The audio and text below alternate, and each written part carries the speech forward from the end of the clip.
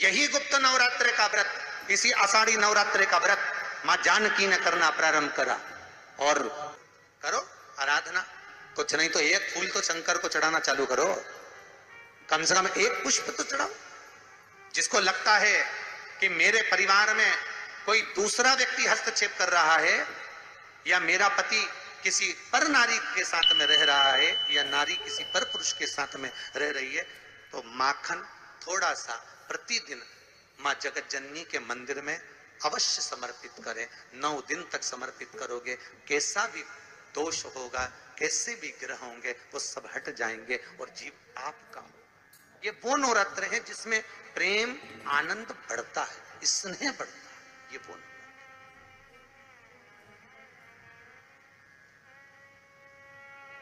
ये कोई साधारण नवरात्र नहीं है। भाई भाई में अगर द्वेष हो रहा है, विवाद चल रहा है, अदालत में बात चल रही है, कोई समझौता नहीं हो रहा, एक दूसरे से बातचीत बंद है, करो नवरात्र, यही गुप्त नवरात्र धारण करो। 9 दिन कुछ भी आप बाबा को पुष्प समर्पित करो।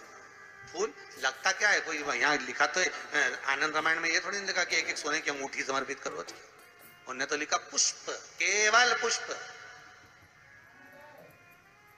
केवल पुष्प, इससे ज्यादा कुछ नहीं। भगवान को दीजिए। कोई कामना है आपकी नहीं हो रही, कल की अमावस्या हो जाना, बाबा को रिझाओ, उसको मनाने का प्रयास करें, प्रकट हो। 2 गुप्त नवरात्रे होते हैं, थोड़ा ध्यान देंगे। 2 गुप्त नवरात्रे होते हैं। एक गुप्त नवरात्रा यही माघ के महीने में आता है। श्रृंगी ऋषि ने इस गुप्त नवरात्रे का बड़ा वर्णन किया। श्रृंगी बाबा ने इस गुप्त नवरात्रे के बारे में बहुत कुछ बताया, बहुत कुछ।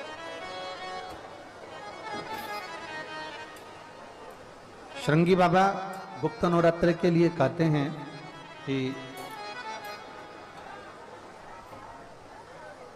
अगर इस गुप्त नवरात्रे के अंतर्गत 9 लाल फूल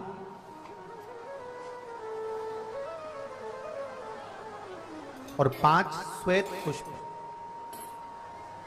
ये दोनों,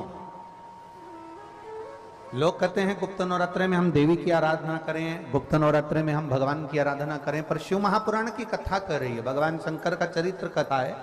अगर आपने देवी भागवत का स्मरण किया हो या भगवान शिव की एक पवित्र आनंदमय कथा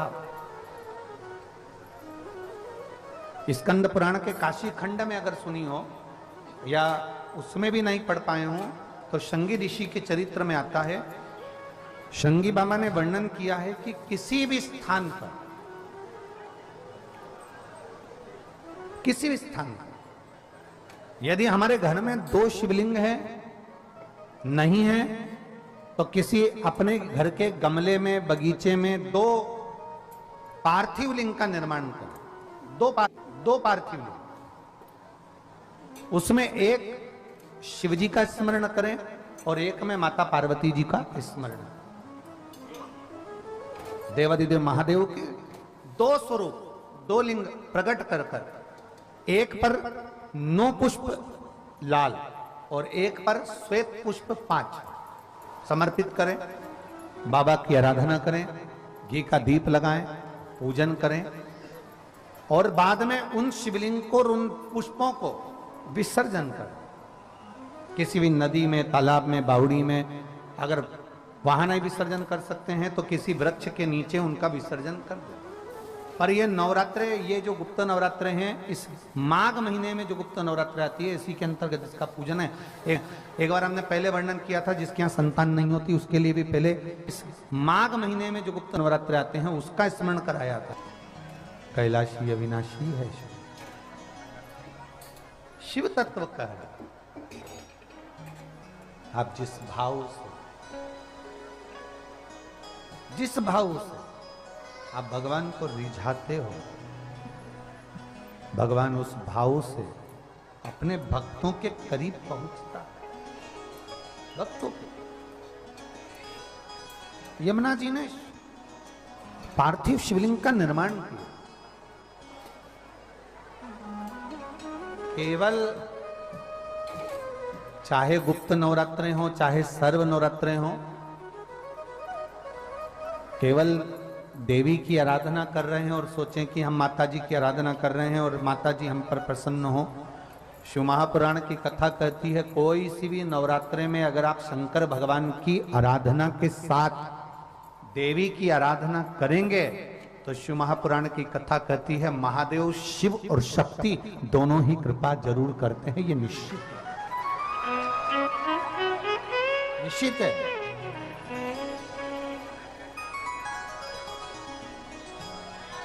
केवल एक शिव की आराधना कर लेना या शक्ति की आराधना कर लेना, शक्ति की दोनों की आराधना एक साथ करें। हम शिव और शक्ति की दोनों की आराधना,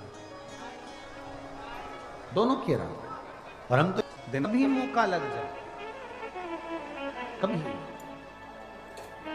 नवरात्रे पड़े, चाहे गुप्त नवरात्रे हो चाहे संपूर्ण विश्व को ज्ञात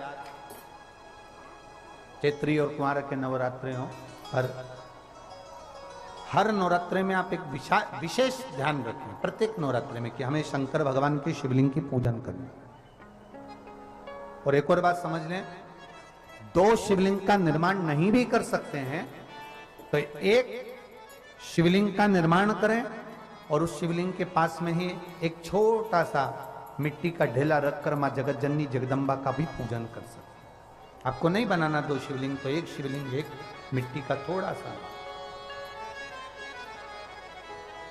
ऐसा नहीं है कि मेरी माता दुर्गा भवानी पिंडी के रूप में नहीं पूजाती है। अगर मेरी माता पिंडी के रूप में नहीं पूजाती तो वैष्णो देवी में 3 पिंडियां विराजमान नहीं हो पाती। जितने जितने शक्तिपीठ हैं, आप प्रत्येक शक्तिपीठ में दर्शन करने के लिए जाएंगे तो वहां पर भी आपको पिंडी का दर्शन होता ही है, प्रत्येक शक्ति। ऐसा नहीं कि मेरी मां पिंडी के रूप में पूजाती नहीं है, वो भी पूजाती है। आप जिस भाव से भजेंगे,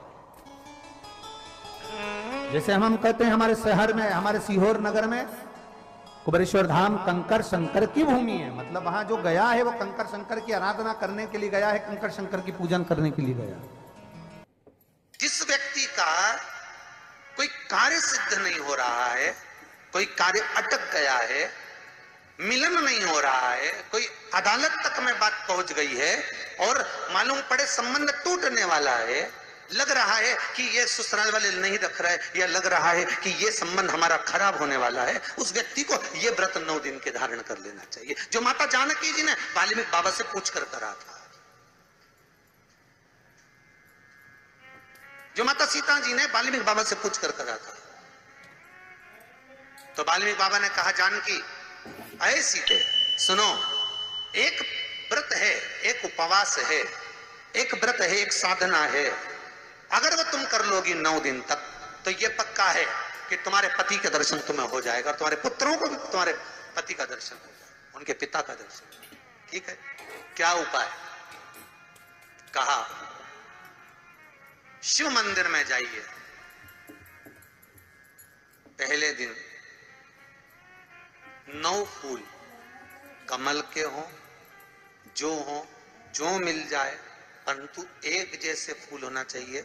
ये नहीं कि आज तुमने गुलाब का चढ़ाया, कल कमल का चढ़ा दिया, परसों गेंदा का चढ़ा दिया, नरसों चमेली का चढ़ा दिया, फिर रात रानी का चढ़ा दिया, ऐसे फूल ना चढ़ाए। एक जैसे फूल 9 दिवस तक। सीते हे जानकी, हे पुत्री, शिव मंदिर में जाकर अपने पति का स्मरण कर कर, कार्य का स्मरण कर कर 9 फूल प्रथम दिन घी का दिया लगाकर आप भगवान शंकर को कामना कर कर समर्पित करती हो। दूसरे दिन वही फूल दुगने हो जाना चाहिए 18। तीसरे दिन फिर 9 जोड़ लो 27, फिर 9 जोड़ लो, फिर 9 जोड़ लो, जोड़ते जोड़ते 90 दिन 81, कितने हो गए? ऐसे पुष्प शंकर भगवान को समर्पित करना। 10वां दिन होगा, पुत्री शिव कृपा करेंगे और तुम्हें अपने पति का दर्शन जरूर होगा। कर सकती हो? सीता जी बोली कर तो लूंगी, पर दिक्कत एक है। क्या? इतने में फूल चढ़ाऊं और फूल नहीं मिले तो? इतने में वहीं पर लव खड़ा हुआ था, पुत्र लव खड़ा हुआ था। उसने कहा मां चिंता क्यों करती है, फूल मैं ला कर दूंगा, तू तो बस व्रत धारण कर। यही गुप्त नवरात्रे का व्रत, इसी आषाढ़ी नवरात्रे का व्रत मां जानकी ने करना प्रारंभ करा। और पुष्प लाने के लिए लव जाता। पहले 9 फूल तो आश्रम में मिल गए, दूसरे 27 फूल, 18 फूल भी आश्रम में मिल गए। धीरे धीरे धीरे धीरे जब 5 दिन हो गए, पुष्प की संख्या कम पड़ने लगी, तो लव को मालूम पड़ा कि मेरी माता को पूजन करने में दिक्कत हो रही है, पुष्प नहीं मिल रहा है। चिंता मत कर मां, अब तो कहीं से भी ला कर दूंगा तो दूंगा। और गया लव, गया।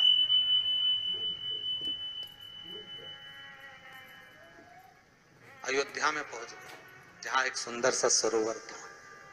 सरोवर के दरवाजे पर द्वारपाल खड़े हुए थे, अंदर नहीं जाने दिया। मुझे जाने दो, मुझे पुष्प चाहिए, मेरी माता पूजन कर। द्वारपालों ने पकड़ना चाहा, मना करा, नहीं माना। लव इनको पटक कर अंदर प्रवेश कर गया, फूल लेकर आया, माता को दिया। धीरे धीरे पुष्प आते रहे, चलता रहा। खबर पहुंच गई श्री राम जी महाराज के पास में कि कोई वाल्मीकि बाबा का शिष्य आता है और सरोवर के सारे कमल के फूल तोड़कर ले जाता है। बड़ा उद्दंड है, सैनिकों को मार देता है। सैनिक वो पड़े दूर। राम जी को सूचना मिली, आज 9वां दिन था, माता जानकी इंतजार कर रही है पुष्प आए। इतने में चारों तरफ सेना को लगा दिया गया कि आज सरोवर का एक पुष्प नहीं जाना चाहिए। और लव का युद्ध प्रारंभ हो गया उस अयोध्या के सरोवर पर।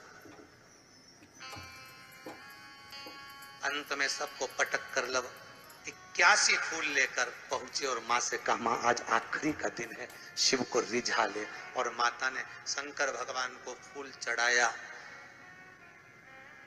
10वें दिन सूचना आ गई वाल्मीकि बाबा के पास में, तुम्हारा कोई शिष्य है लव, बड़ा उद्दंडी है, या तो उसको लेकर आओ, नहीं तो हमारी सेना उसको पकड़ने के लिए आ रही है।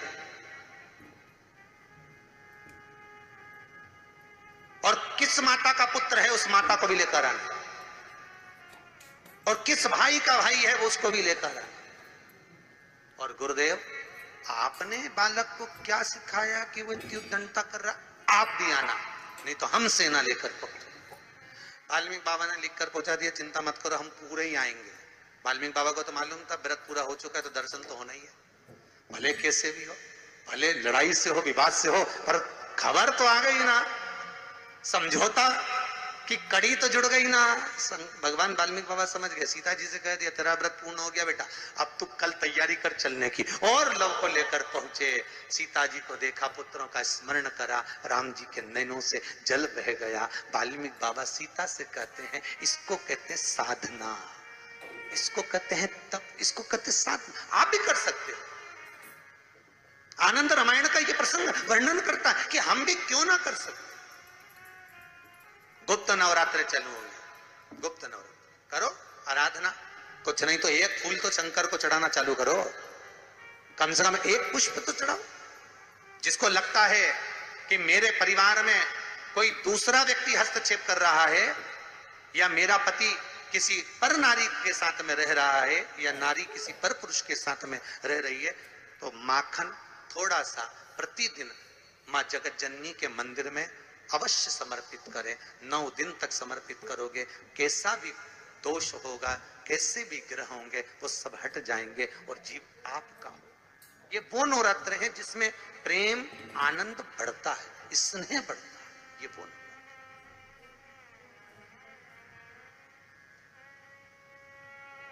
ये कोई साधारण नवरात्र नहीं है। भाई भाई में अगर द्वेष हो रहा है, विवाद चल रहा है, अदालत में बात चल रही है, कोई समझौता नहीं हो रहा, एक दूसरे से बातचीत बंद है, करो नवरात्र, यही गुप्त नवरात्र धारण करो। 9 दिन कुछ भी, आप बाबा को पुष्प समर्पित करो। फूल लगता क्या है, कोई यहाँ लिखा तो आनंद रामायण में ये थोड़ी नहीं लिखा कि एक एक सोने की अंगूठी समर्पित करो। उन्होंने तो लिखा पुष्प, केवल पुष्प, केवल पुष्प, इससे ज्यादा कुछ नहीं। भगवान को दीजिए। कोई कामना है आपकी नहीं हो रही, कल की अमावस्या हो जाना लग जाओ,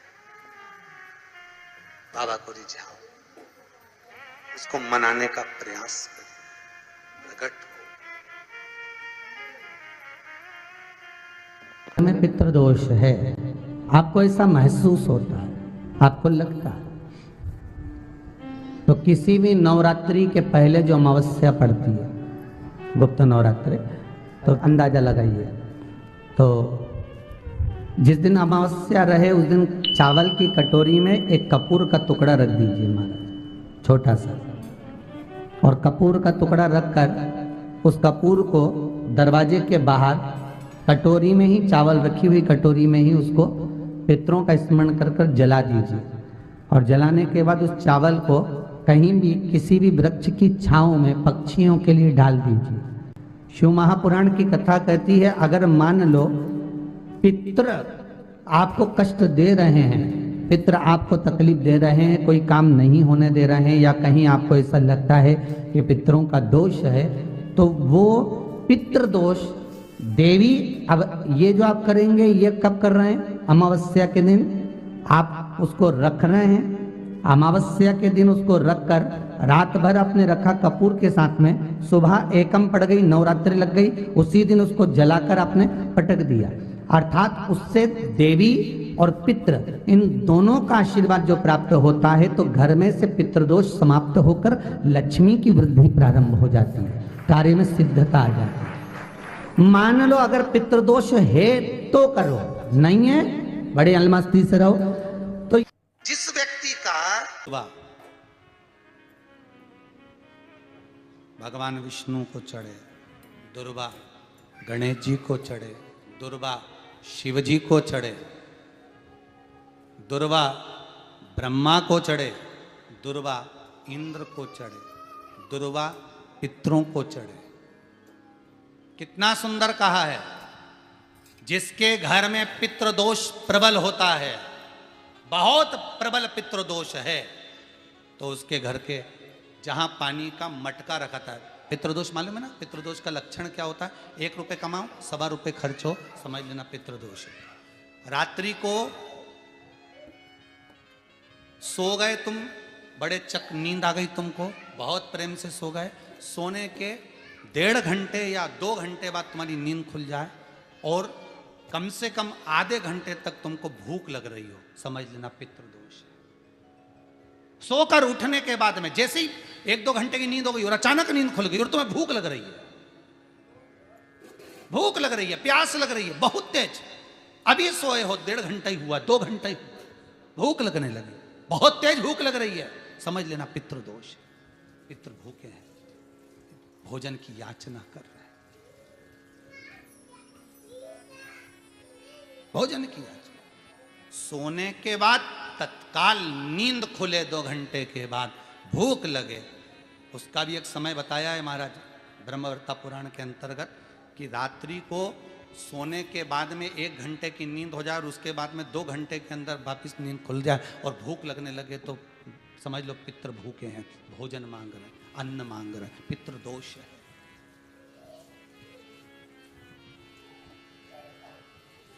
पितृदोष का कुछ कुछ वर्णन किया गया है। घर में एक पात्र के चक्कर में, एक बेडशीट के चक्कर में, एक सामान के चक्कर में विवाद हो रहा है, तो समझ लो पितृदोष है। 1 रुपया कमाया, 1.25 खर्च हो रहा है, पितृदोष है।